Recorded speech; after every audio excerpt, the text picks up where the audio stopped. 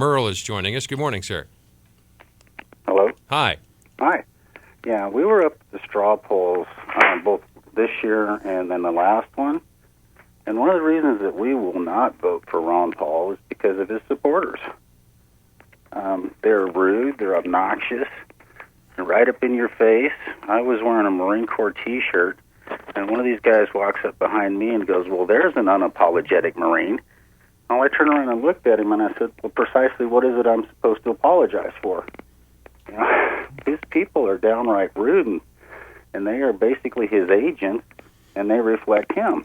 Well, let me answer that. First thing is they do that against my advice, but of course I have no control over every single action of a supporter. But does that mean that if you had a communist come up to you and he was very polite, you would be sympathetic?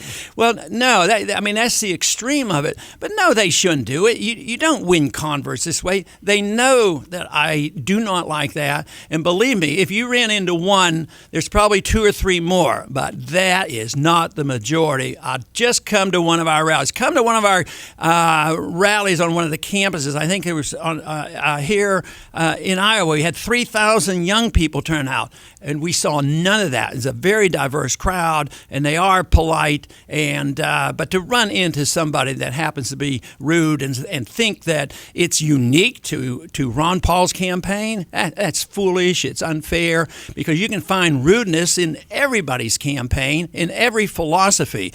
But my whole life I have preached the message that you don't win converts by pushing people or grabbing people or arguing with people. You have to persuade with people. That's why I reject our foreign policy, because it's that attitude. We're going to change the world by bombing them and threatening them and doing all this.